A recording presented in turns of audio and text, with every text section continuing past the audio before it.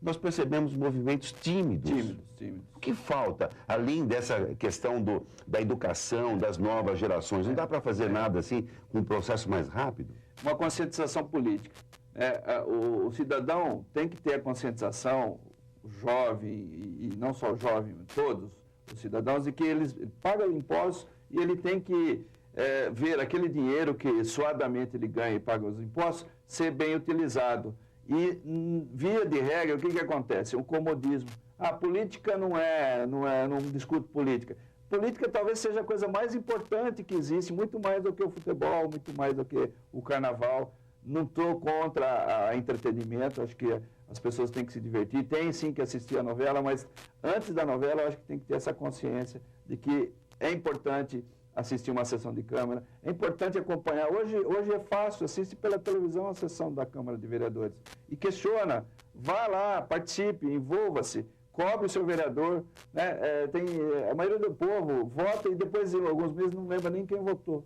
Então, não só uma mudança de cultura, uma conscientização e um upgrade, aí, uma elevação no grau de conscientização e de politização da sociedade. Só assim a gente vai estar fazendo um país melhor, um país mais digno, porque um aspecto, a corrupção, Valdir, ela é tão forte, tão terrível, tão praga, que ela abate a autoestima da sociedade. Ela chega a deixar a pessoa moralmente tão abatida que ela fala, deixa para lá. É esse o ponto. Olha o extremo que ela chega. A corrupção, ela atinge a dignidade da pessoa humana e ela fala, aí chega o ponto da indiferença, do comodismo. Esse comodismo brasileiro, e aí já é matéria até de discussão, um jornalista espanhol diz, por que o brasileiro não se indigna com tantos escândalos de corrupção? O brasileiro está tão acostumado e tão desanimado com relação a isso, porque feriu sim a sua autoestima, que acha que não tem jeito mesmo, é assim mesmo, vamos tocar o barco e vamos fazer a nossa vida de forma honesta, trabalhadora e tal, mas não é assim. Tem que começar a se indignar, e eu acho que no povo brasileiro se indigna, sim. Só que nós vivemos períodos longos em que houve muito populismo e a população brasileira ela estava hipnotizada. Com um presidente que tinha 90% de aprovação, não tinha o que se fazer. Mas eu acredito e sou otimista, acho que apesar de tudo, e eu tenho viajado, fui para Berlim numa conferência da Transparência Internacional onde tinha 130 países, 700 pessoas, e eles me indagaram exatamente isso. Com tantos escândalos de corrupção, como que vocês estão enxergando? Nós estamos enxergando, de uma certa forma, com um pouco de otimismo, porque eu acho que a atual presidente, ela está, apesar de todos os aspectos políticos, ela está imprimindo um ritmo muito mais de presidente de empresa, muito mais técnico, e acho sim que ela vai, por exemplo, aplicar o ficha limpa nos próximos ministros, na reforma ministerial.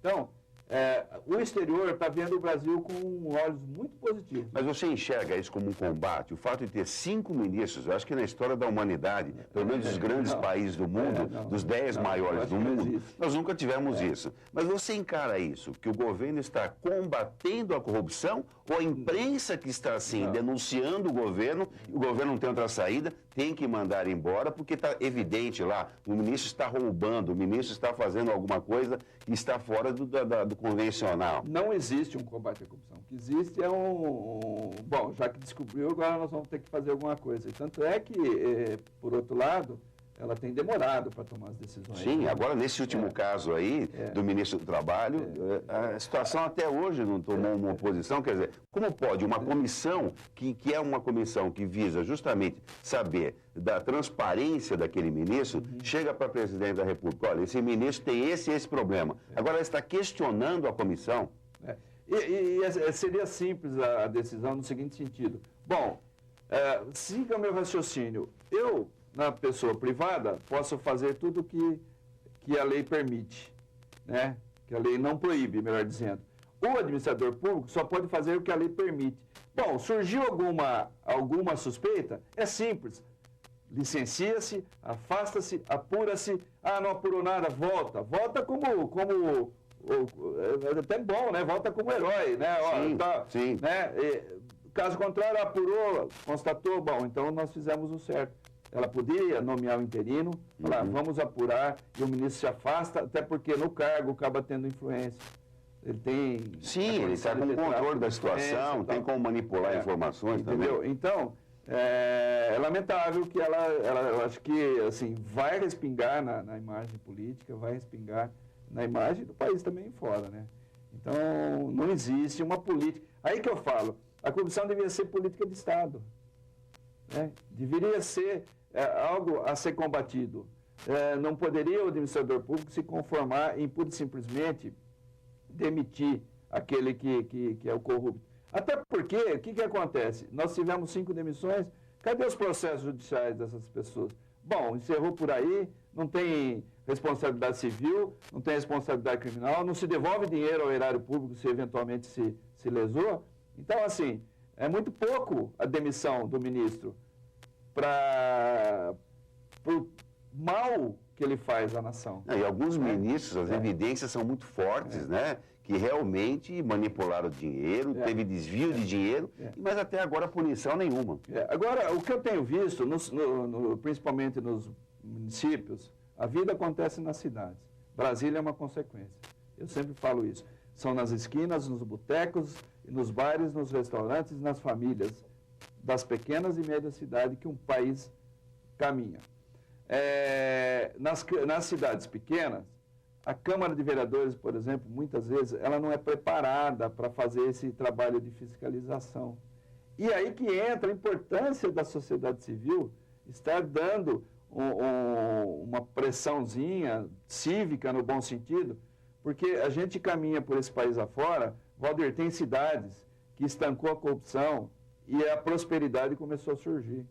Porque o problema não é de arrecadação, o problema é de má utilização uso, né? Nós temos exemplos de cidades, por exemplo, Realeza, no Paraná, em que o prefeito deixou um cargo em São Paulo numa grande empresa privada, era CEO da empresa, voltou, se candidatou, fez uma administração maravilhosa e hoje ele trabalha com dinheiro em caixa, sobrando dinheiro e podendo fazer as coisas. Jorge, você não é candidato a nenhum cargo. Isso, é bom explicar. A Amarribo é uma entidade da sociedade civil, uma OCIP, sem fins lucrativos, apartidária, multirreligiosa. Nós vivemos da arrecadação dos recursos dos associados, desde fundado em 99 até hoje, sempre, nunca com verbas públicas, né, mas sim com a doação do tempo e do dinheiro dos associados. Surgiu um movimento aqui em Ribeirão Preto, um movimento tentando aí ter essa participação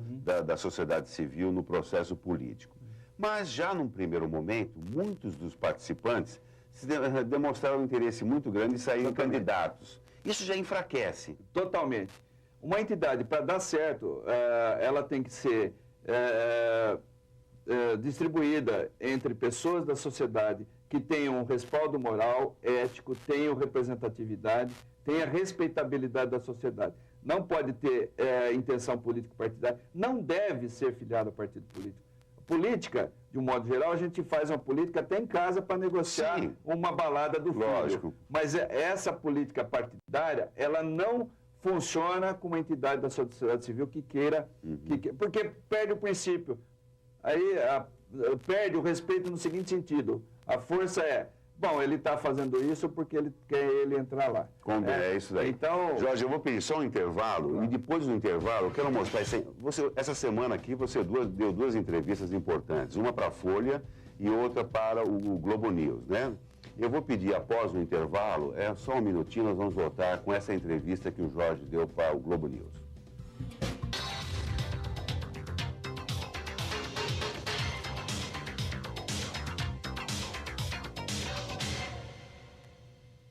Voltamos com o Ribeirão S.A., hoje batendo um papo interessante sobre a corrupção, com um especialista que vem estudando o caso e, mais do que estudando, vem praticando, através de uma cartilha muito importante que a associação já está na 4ª edição, né? Vocês editaram a cartilha, é um combate à corrupção.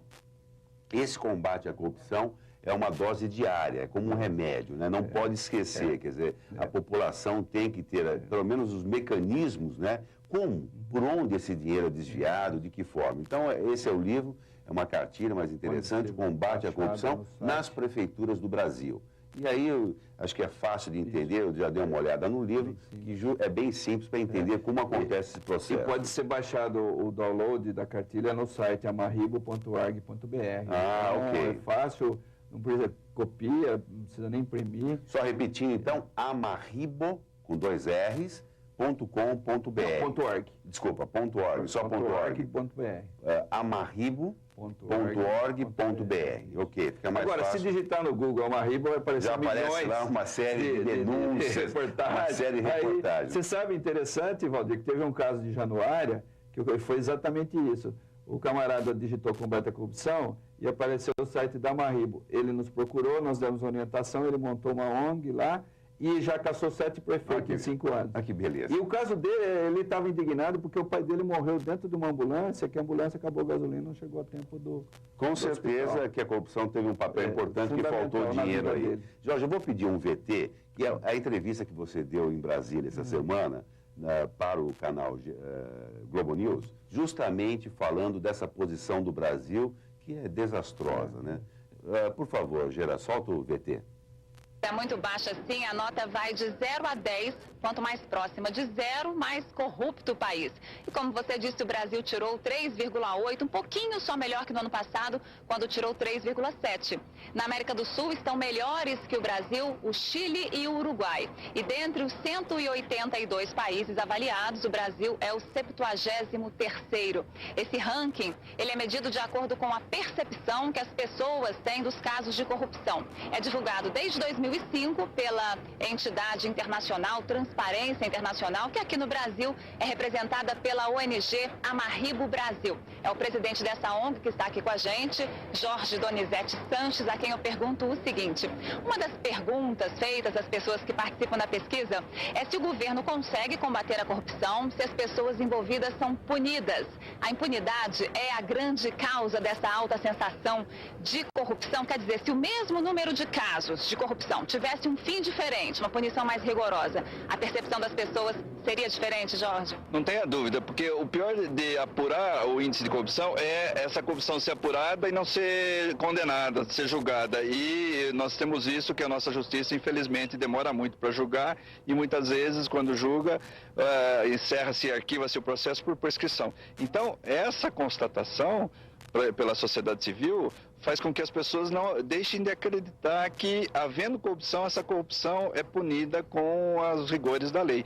A legislação existe, é uma legislação que tem avançado, porém, a não aplicação de forma efetiva dessa legislação faz com que a população tenha esse sentimento de impunidade.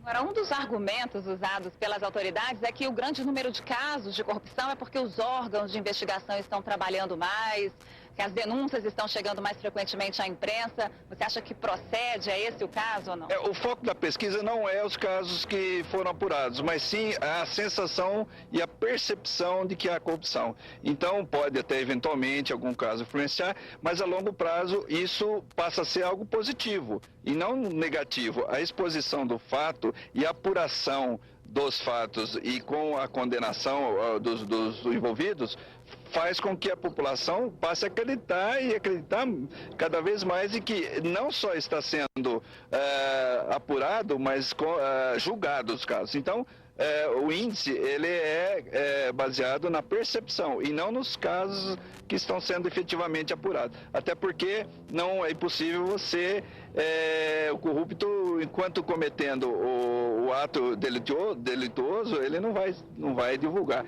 Quando surge, então, a apuração dos fatos, obviamente, nesse momento, pode interferir um pouco. Mas o que mais interfere é a questão da impunidade e a questão da cidadania e a educação também.